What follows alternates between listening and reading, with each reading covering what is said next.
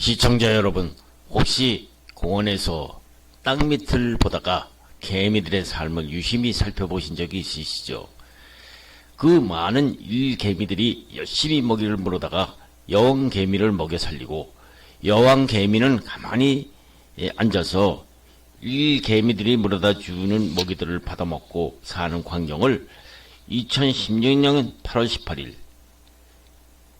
자유통일원에서 생각 틀깨기 13기 세미나에서 이해란 자유통일원장이 발표한 토론한 내용이 화제입니다.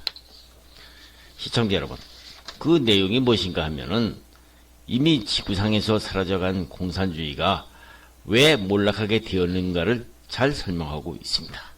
요즘 한국의 젊은 세대들 중에는 자유로운 시장경제 체제 하에 풍요롭게 살고 있지만은 사람이 먹고 사는 문제를 모두 평등하게 해결해 준다는 공산주의 또는 사회주의 체제 하에 의한 국가주도의 사회주의 배급경제 체제 배급제에 의한 북한 주민들 국가의 노예나 다름없는 생활을 하고 있다는 것을 말하고 있습니다.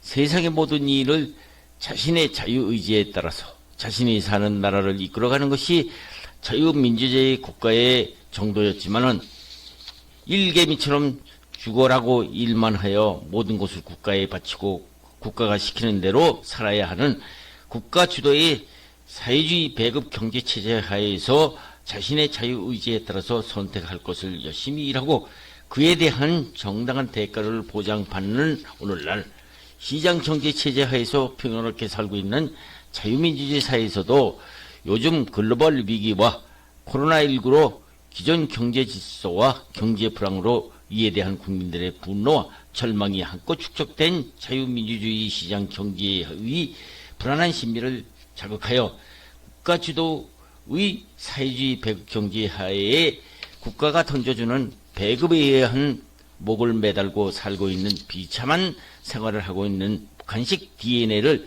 요즘 우리나라 일부 정치인들 중에는 정부가 몇 푼이라도 쥐어주면 꽁돈이라고 좋아하는 심리를 이용, 요즘 일반 대중들의 불안한 심리를 이용 현금으로 현금 중독 사회로 끌어가려는 북한식 DNA로 오로지 정권 획득과 유지를 위해서라면 주민 1인당 25만 원씩을 나누어 주어서 국가가 던져주는 떡고물이 자신들을 현금 살포라는 달콤한 유혹에 빠지게 하여 해서 이 개미들과 같은 노예의 삶을 유도하고 있다는 것이죠. 자유민주주의 사회에서는 누구나 자유로운 경제활동과 사유재산에 의한 법적 보호를 받는 것이 개인 경제적인 자유를 보장하고 진정한 자유민주주의 혜택을 누리게 할 수 있는 것이 장점이죠. 그렇습니다. 자유민주주의 국가에서는 자신의 자유의지에 따라서 선택한 일을 열심히 일하고 그에 대한 정당한 대가를 보장받아 스스로 오늘날 같은 자유민주주의에 꽂힌 시장경제체제 하에 풍요롭게 사는 것은 당연한 꿈이었죠. 그러나 이 자유민주주의 국가에도 문제가 없는 것은 아니죠. 그것은 자유민주주의 국가의 선거제도를 이용, 선거로 정부를 구성하는 대의제 하에서도 교묘하게 자유민주주의를 악용, 정부가 몇 푼이라도 쥐어주면 공돈이라며 좋아할 수밖에 없는 사람들의 약한 마음을 이용 나라에 어찌되든 말든 공짜라면 양잿물이라도 먹는다는 우리나라 옛 속담을 무색하게 하고 있죠. 그렇습니다. 오늘날 자유민주주의 국가라도 사회계약설로 유명한 장자크 루소의 말대로 루소는 이렇게 말하고 있습니다. 루소는 사람들은 자유를 지키기 위해서 서로 간의 사회계약을 이루어지는데 이 과정에서 민주주의에 꽂힌 선거로 정부를 구성하는 대의제 하에서는 결국 개인들도 도리 없이 정부의 노예가 될 수밖에 없다고 갈파하고 있습니다. 그렇습니다. 국가 주도의 사회주의 배급제도의 의식주를 해결하는 사회에서는 국가가 시키는 대로 노예가 될 수밖에 없는 것이죠.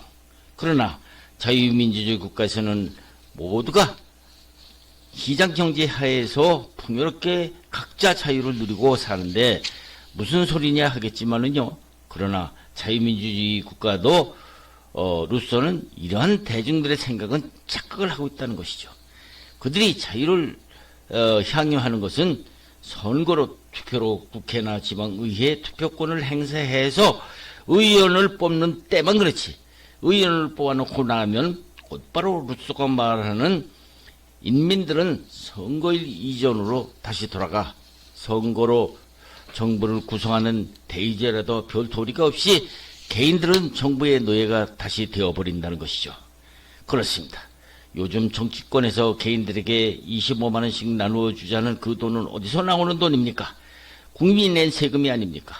요즘 같은 세계적 경제 위기와 코로나19로 기존 경제 질서의 혼란으로 그로 인한 경제 위기로 국민들은 정부에 대한 분노와 절정이 쌓여있는 이 시대에 정치권에서는 표만 되면 정권의 획득과 유지를 위해서라면 수단 방법을 가리지 않는 법률의 정치 도구화로 법에 의한 통치를 위태롭게 하는 것이 현실이죠. 퇴임을 앞둔 한덕수 총리도 야당 대표가 총선 공약으로 내건 1인당 25만 원씩 지원 정책을 포퓰리즘으로 규정하는 것은 약과이고, 국민들 중에는 심한 말로 과거 연탄을 떼던 그 어려웠던 시절에도 굳굳이 이 나라를 지켜온 나라에 포퓰리즘, 매표형이라는 비난과 함께 고물가 시대에 13조 원이라는 돈을 시중에 펴는 것이 맞느냐 하는 비판에도 일부 정치권에서는 계속 고련에 뛰는 국민들은 걱정을 하고 있는 것이죠. 그렇습니다. 돈을 싫다는 사람이 어디 있겠습니까? 만일 일부 정치인들 중 주장대로 13조 원이라는 빚을 내서라도 나눠준다면 국민들이야 꽁돈이라면서 받아들고서는 좋아하는 사람도 바로 나였구나 하고 쓴 웃음을 웃고 말겠죠. 하기는 나에게도 그 돈이 들어올까 하고 은근히 기대하고 있었는지도 모르겠죠. 물론 그렇게 되는 과정에서 나도 제외되면 안 되지 하고 꼭 바꿔야 말겠다는 순간 나도 결국은 루소의 말대로 노예의 길을 걷고 있다는 것을 부인할 수 없는 것이 아니냐 하는 것입니다. 이런 사태를 보고 경상대 김홍범 교수는 이렇게 말하고 있습니다. 한번 읽어봅시다. 글로벌 위기와 코로나19로 기존 경제 질서 및 불평등에 대한 대중의 분노와 절망한 것은 축적된 요즘 꼭 그렇다. 포퓰리즘적 정치인들이 이런 기회를 놓칠 리가 없다. 이들은 대중의 근시안적인 욕구를 현금으로 펑펑 채우고 현금 중독 사이로 몰아가기에 바쁘다. 표만 되면 사회갈등을 시키고 그러는 동안 나라의 법치가 무너지게 되고 무너져 내리는 국민의 국가 의존도로 게다가 기본소득세 도입 소리를 들으면은 그 소리만 듣기만 해도 섬뜩하기도 하다.